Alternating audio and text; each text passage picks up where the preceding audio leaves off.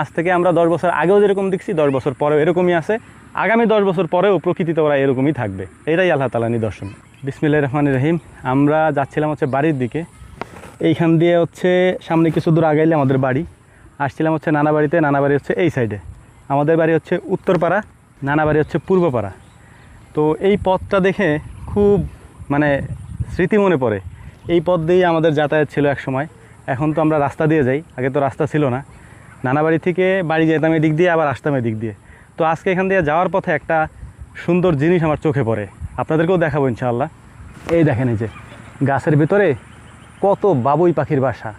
মানে বাবুই পাখির বাসা তো দূরের কথা, বাবুই পাখি ইদানিং এখন দেখা যায় না, আমাদের এই অঞ্চলে একেবারে নাই বললেই চলে। তো এটা দেখে হঠাৎ করে থমকে দাঁড়াইছি যে ছোটোবেলায় আমাদের বাড়ির সামনে কত বড় বড় তাল গাছ ছিল, সেই তাল গাছে প্রচুর পরিমাণে বাবুই পাখিতে বাসা বানাইতো। এখানে সবথেকে ইন্টারেস্টিং একটা জিনিস আপনাদেরকে আমি দেখাই, তাহলে বুঝবেন। এই যে বাসাগুলি ঝুলতে দেখতেছেন, এই বাসাগুলি থেকে বাবুই পাখি চলে গেছে, অর্থাৎ ওদের প্রজনন শেষ করে বাচ্চা জন্ম দিছে, বাচ্চার খাবার দাবার বড় করে ওরা এখান থেকে চলে গেছে।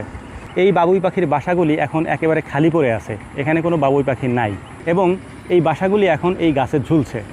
কি ইন্টারেস্টিং একটা ব্যাপার জানেন, এই বাসাগুলিকে তৈরি করতে কত মেহনত ওদের করতে হয়েছে, কারণ এইভাবে আপনি জীবনে বুনতে পারবেন না।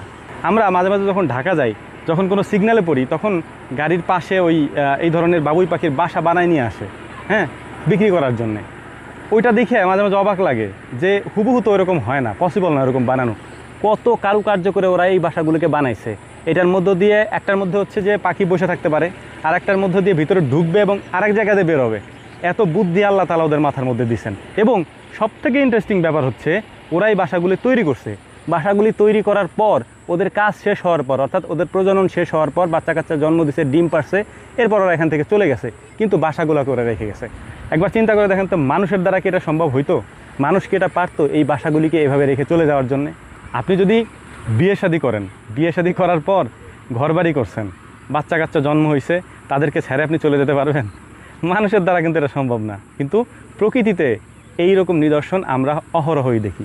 যেমন এই যে একবার আমাদের চোখের সামনে আছে তার বাস্তব উদাহরণ, বাসাগুলো ঝুলতেছে কিন্তু পাখিগুলো এখানে নাই। তো যাই হোক, দেখে খুব ভালো লাগলো আর কি, এবং আল্লাহ তাআলার নিদর্শনের কথা মনে পড়লো। শুকরিয়ায় মাথা নত হয়ে আসে আল্লাহ তাআলার প্রতি, যে আল্লাহ রাব্বুল আলামিন পৃথিবীতে কত জিনিস সৃষ্টি করছেন, কত সুন্দরভাবে এবং কত সুনিপুণভাবে ওরা ওদের নিয়ম মতো চলে। হ্যাঁ, আপনি আজ থেকে 50 বছর পরেও বাবুই পাখির বাসা এরকমই দেখবেন, ওদের বাসার ডিজাইন চেঞ্জ হবে না। আমরা যেরকম মানুষ, আমরা আমাদের ভাষার ডিজাইন চেঞ্জ করি, এই যুগে আছে একরকম, 10 বছর পরে যে চেঞ্জ হয়ে যাবে আরেক রকম। কিন্তু বাবুই পাখির বাসা আজ থেকে আমরা 10 বছর আগেও যেরকম দেখছি 10 বছর পরেও এরকমই আছে, আগামী 10 বছর পরেও প্রকৃতিতে ওরা এরকমই থাকবে। এটাই আল্লাহ তাআলার নিদর্শন। আল্লাহ রাব্বুল আলামিন সূরা আর-রহমানের ভিতরে বলছেন, ফাবিআইয়ি আলাই রাব্বিকুমা তুকাযযিবান, তোমরা আল্লাহ তাআলার কোন কোন নিয়ামতকে অস্বীকার করবে? কোনো নিয়ামত, কোনো নিদর্শন অস্বীকার করার কোনো সুযোগ নেই। বিশ্বাসীরা কখনোই অস্বীকার করে না। বিশ্বাসীরা সামিআনা ও আতাআনা, শুনলাম এবং মেনে নিলাম, এই রীতিতে বিশ্বাসী। আশা করি বুঝতে পারছেন।